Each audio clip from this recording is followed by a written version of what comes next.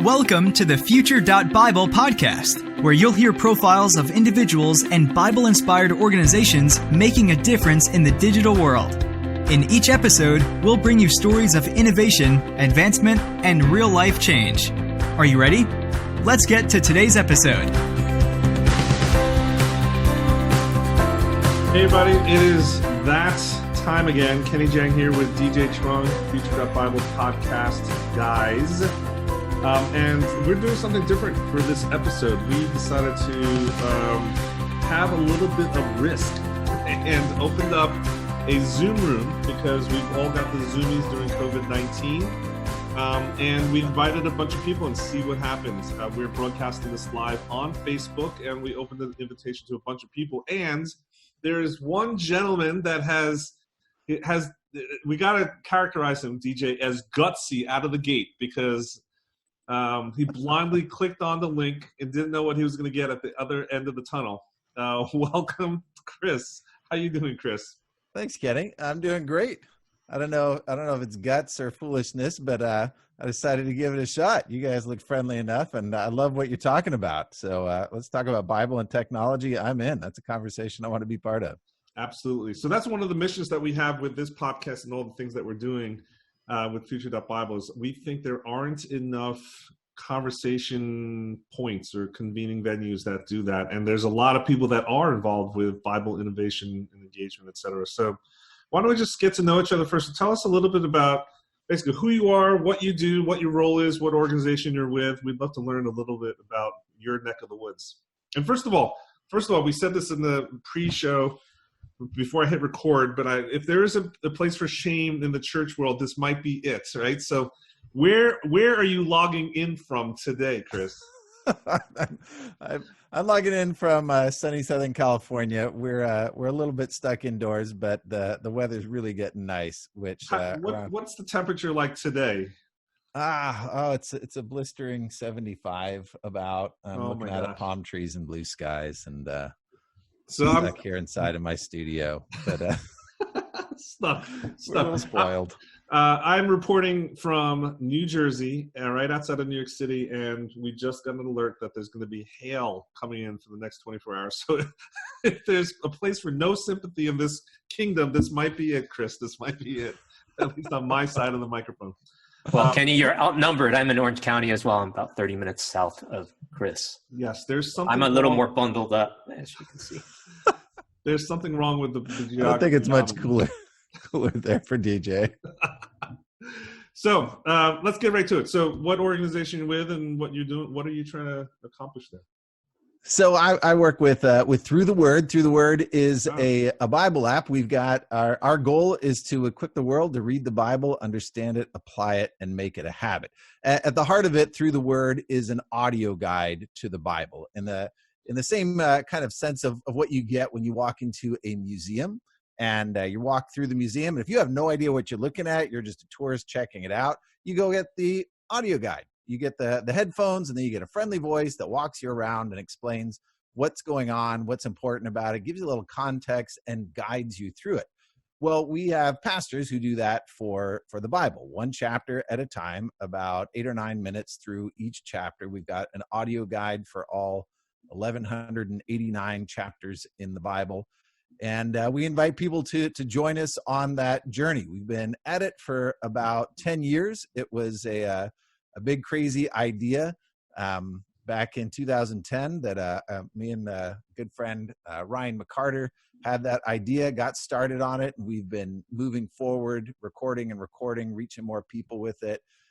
Just launched we've been working on it as an app for years now. We're also on the YouVersion Bible app, great partnership with folks at YouVersion.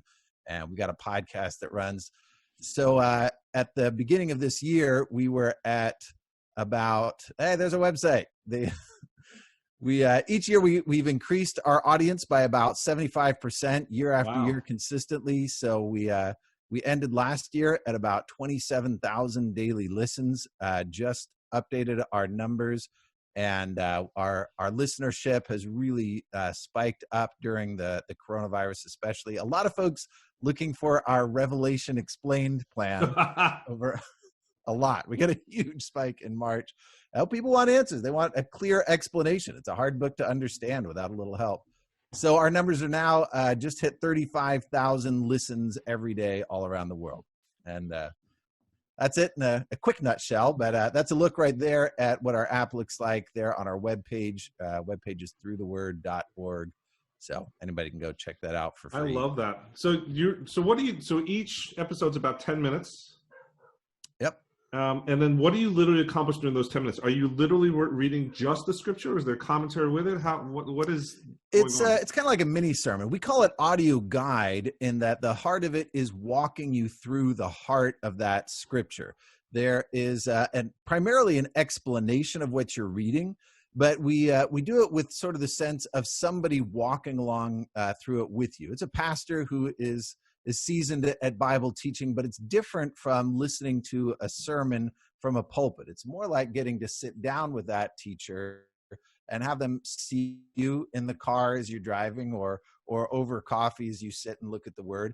And we'll read some of the verses, but really we'll walk you through the heart of the story, give a little context so you can connect it with the rest of the Bible, share a little bit of personal story of how it may have been a part of our life personally, give a little application. But it's a teaching primarily with the heart of understanding, but it is never intended to replace the Bible. At the end of most of the episodes, there's an encouragement. Now read that chapter for yourself. We want to give not an explanation of every verse. That would be a very long daily audio guide. Most folks don't want to spend a couple hours a day listening. It's just short. I always explain it. I explain it to the other teachers. I want you to give the reader the keys so they can open the door to that chapter, and now they can go explore with some understanding. So I think this is providential for you to pop in here today, because honestly, one of the things I've been talking about with me and my kids, I've got 2 kids that I'm trying to disciple as well, is I want them to read this book. So I don't know if you've ever seen this book. Hey. But this book, I'm putting up on the camera, is reading from Genesis to Revelation in 7 minutes a day. And so it's a really big book. It's ominous. All but right. Podcast or some other audio consumption device would be fantastic in a bite-sized piece where you don't have to commit to an hour a day or something, especially with the kids. And in this coronavirus time, we're doing I hit 15,000 steps yesterday, taking 2 walks a day, trying to get out in the balcony. Walking out into the hail. Yeah, maybe not in the hail tomorrow, but having an audio podcast like that would be fantastic. And so I love what you're doing. I think it's super practical. And I'm just saying that the use case, the impetus for that is already out there. It's like I personally am thinking and wanting that, and you already are providing that solution. I love it. I love it. Good. Yeah, there's a lot of, I explain it pretty simply. There's a lot of strategy that went into the thinking of how to do this well. It was actually when we first got started and we're just stirring up ideas, I had been writing guides for my students. I was a youth pastor, and I looked for content that would simply explain the Bible passages to my students. There were a lot of teen materials out there from a variety of great resources in youth ministry, but this one thing, just explain the Bible, what it says. And I looked at teen Bibles, and there were so many, they were all devotionally based, which is nothing wrong with devotionally based, but it doesn't help you simply read and understand the scriptures. And as we were cooking up the ideas for this, I started writing the guides, and then somebody suggested, why don't you do audio? I said, yeah, I like audio. I actually do most of my own study listening to MP3 sermons back then on my little iPod. And I said, yeah, I was thinking I'd put my sermons onto a podcast or something like that. And a young guy said to me, no, don't do sermons. Everybody does their sermons. Do 10 minutes. And that one little seed of an idea really kind of took root. And it was soon after that we found American Bible Society had put together a State of the Bible in America. Yep. And what it showed was really fascinating. It matched my observations, but it was fascinating to see this was true across America, that about 2 out of 3 people want to read the Bible more. And they gave 2 reasons why they don't. Number one was they don't have time. Understand that. particularly here in America, but that's true in many places around the world. And two, they don't understand. So these two simple problems, these two roadblocks hold back 200 million Americans, 2 out of 3 people, from reading more Bible. If we could solve two problems, we have an in. People already want it. Well, I don't have to talk them into reading the Bible. I just have to help them see we've solved your problems. It's fast. It's audio, so you can multitask, and that's huge. Audio really makes a big difference compared to, even though video is very popular, audio is easier to commit to doing every day. Yeah. And so we get a lot of people who say, I listen to you on the way to work. Me and the kids listen on the way to school. While I'm making breakfast, it's my routine. And that's the goal for us. We want to strategically fit ourselves into the daily routine of people listening. And we make it short so that if, we have a saying, if you respect their time today, they'll give you more time tomorrow. So literally every time I write one of the audio guides, I hold myself back. I trim and I take out good content, knowing if I take it out today, then they're also going to listen to me tomorrow. Yeah. Hey, I have 2 or 3 comments. Yeah, go for it. I may ask. I love the color of your logo, first of all. So I'm not sure what inspired that, but I'm a fan of orange, and I'm glad you found a beautiful logo right from the beginning. We did. And then secondly, I love the audio approach, because faith comes by hearing. So you're literally stepping into that, and God spoke the word into creation. So there's things that happen to us when we hear the word and not just read the word. And it's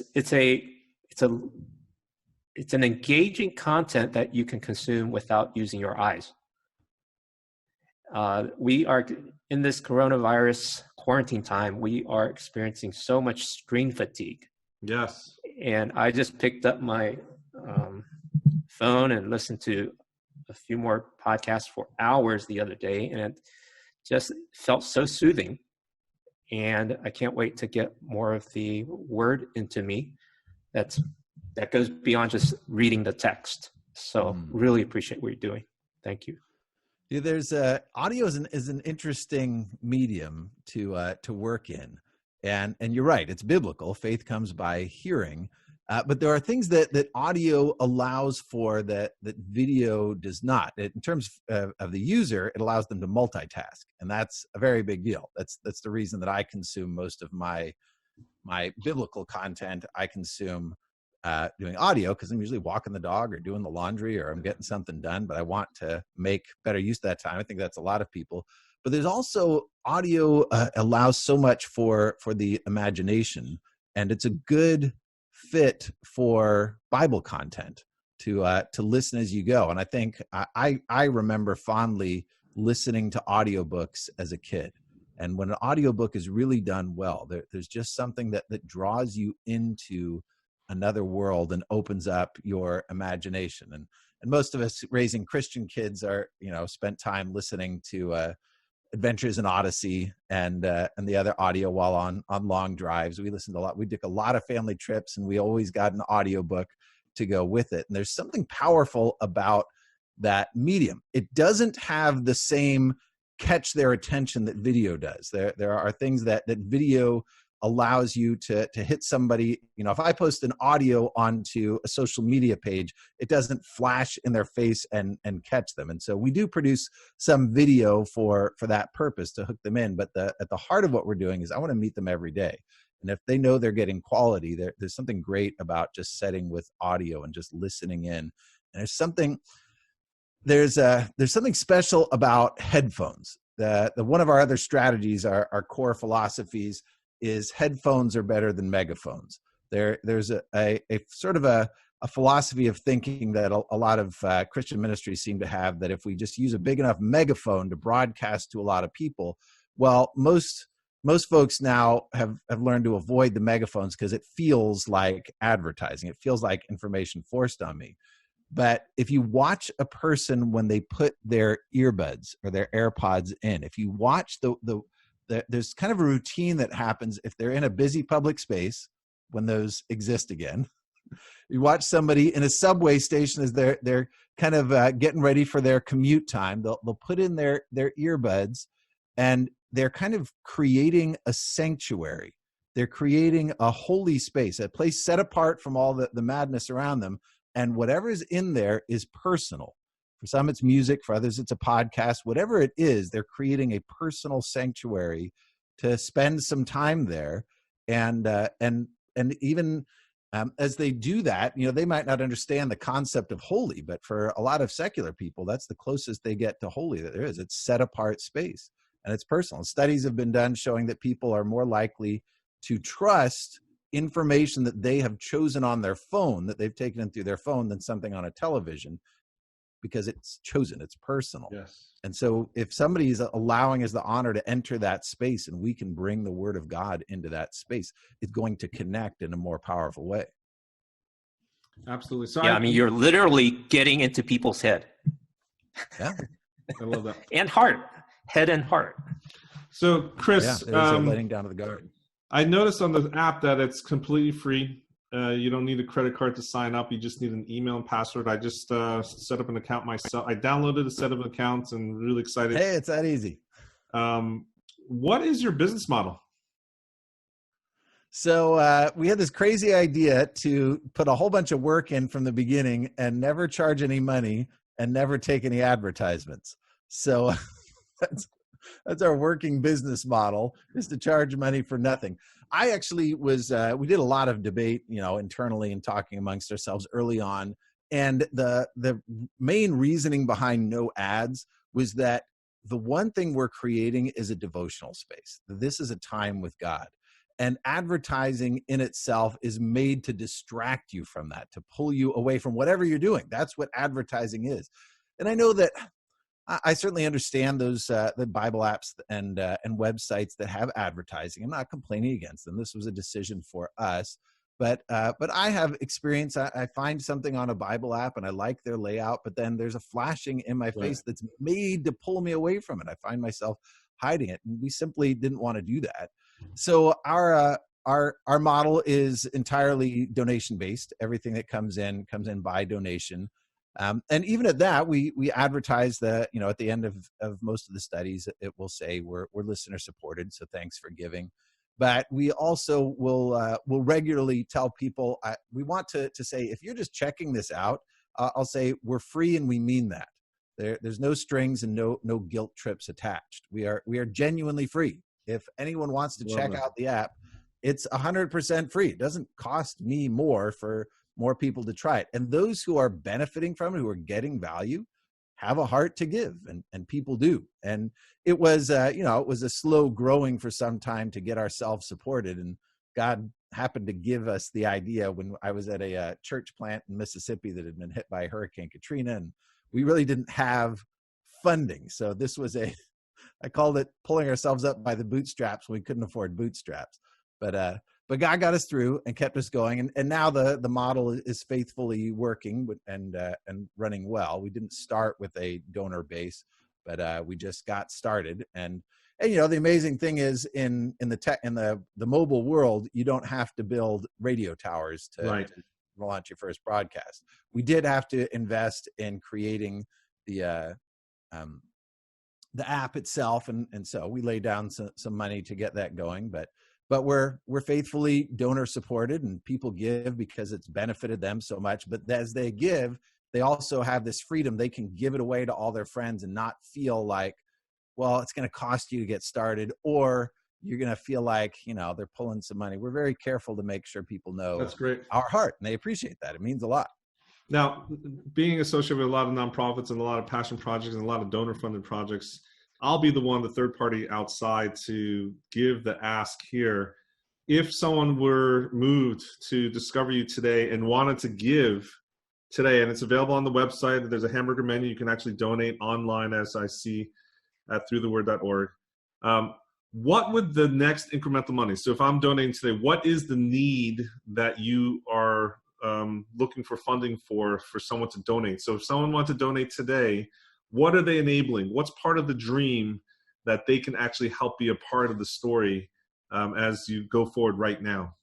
Well, thanks for asking that question. That's very, very thoughtful of you. I think every pastor deals with the tug between, like, do I ask for money? What's the right way to do it? I've never been great with that, but I absolutely genuine in saying that we give it away for free, and we mean that. But those who want to support it are those who have the same heart we do, that they want to get the word to others. So there is there's a number of things that we're doing. We're continuing to record original audio guides for every chapter in the Bible, and each of those costs us about $150 to sponsor a chapter of the Bible. Now, as people have given that much, $150 at a time, we continue recording through chapters of the Bible. This year, our goal is to complete the New Testament. Now, we have audio guides for every chapter currently on the app, but many of those were borrowed from sermons. And while they're great, they're not really the through the word style we want, which is one of us sits down with a microphone and gets next to somebody and really just covers that chapter and walks them through it. So we're recording now through the book of John, and next up I'll be in Hebrews. Meanwhile, some of our other pastors are in recording through the Old Testament. They're going through 1st and 2nd Chronicles now. So $150 for each chapter gets us through that. On a much larger scale, on a much larger vision, we are looking to translate what we've accomplished in our English audio guides, and just to give some perspective here of what is possible as we work online with just a little bit of giving. Each year we calculate how much money came in and how many minutes were spent in the Bible, and pretty consistently every $100 donated to the ministry enables about 40,000 minutes of Bible engagement.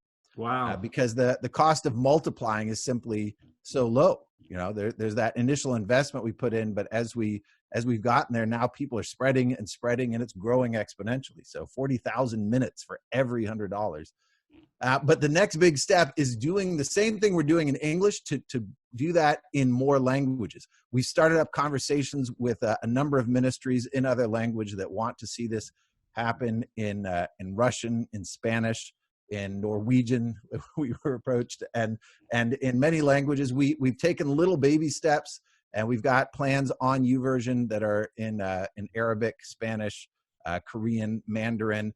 And each of those steps is a little step, but this one is a larger. There's a much bigger barrier to entry. We essentially have to not completely start over. We've got the app, we've got the plan, we've got all the strategy, but in terms of recording, we've got to establish a bigger project and a methodology, how we're going to partner up and know that this will be taken care of well in each language as we hand it over to a ministry that we can trust, and train them how to record quality audio, the heart, the grace that needs to come across in it, and all of that. So that's the larger project. For that, we're working on raising about $500,000 to really get this going. So that's obviously the much bigger. We can keep going in what we're doing in small increments. Those are the smaller donations coming in, but the collecting for more and starting to just multiply the whole thing and hand it over to other ministries is going to be a much larger project.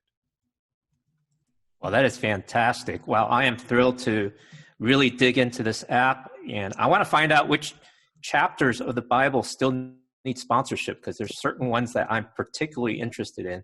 So if I'm able to designate my sponsorship, that would be an extra bonus for me. Oh, that's a great idea. We have thought about doing that. Early on, I was able to manage that for a little while to give specific, and I thought about going back to that, but yeah, if you've got some favorite Bible chapters, you can certainly ask me, and I can connect you with that. We'll have the New Testament finished this year. We're finishing out 1 Corinthians, John, Hebrews, and in the Old Testament, we're working to finish out the history books with the books of Chronicles. Then in the next year, we'll be working into the wisdom books, and the prophets will be our next big challenge. Amazing. And I just noticed that you're launching a new podcast also about the yeah, we've got a couple of podcasts. So the podcast, if somebody can't get our app, is called the Bible Audio Guide. So the Bible Audio Guide is the same content. And we've got another podcast called the Soul Podcast, SOLE. That's testimonies. That's the power of people's stories. And it's more of an interview-like style of what we're doing here. Fantastic. Kris, It's been a thrill for us to chat with you and to learn more about this app. I can't wait to get more into it. I've heard of it, but I haven't literally heard it. So Well, my take a apologies. listen. It's free. No, I just downloaded it, installed it, got an account, and I will definitely listen today and every day, however long it takes me to finish the New Testament and find out where the gaps are and jump into support you and cheer you on. So thank you, Kris, for joining the Future.Bible, the very first live recording of a Future.Bible podcast. So no one else will ever be first. You are the first. I'm honored. Thank you. I'm honored to be. And it was an amazing one. You set the bar high, Kris. You set the bar very high. All right, you're gonna. If someone wants to reach out to you, what's the best way for them to do that? Hey, you can. People can reach out to Through the Word at help@throughtheword.org. Help@throughtheword.org. Of course, you can hit us up on social media. Just look for Through the Word on Facebook or Instagram, and you can connect with us there. If it's for me personally, if you send it to help@throughtheword, they'll forward it right to me. It's actually my wife, Andrea, who will be responding to your email there. But if it's for me, she forwards them all to me, so I'll take a look. Good shout out to the wife. We hit our hard stop. We got to cut our recording, and we'll see you next week on Future.Bible Podcast Live. Thank you for joining us today. If you enjoyed today's session, please help us share this podcast with your friends, colleagues, and family members. You can do that by leaving a review on iTunes or by sharing our website, www.future.bible, with your network. Don't forget to join us next week for the next episode of the Future.Bible podcast.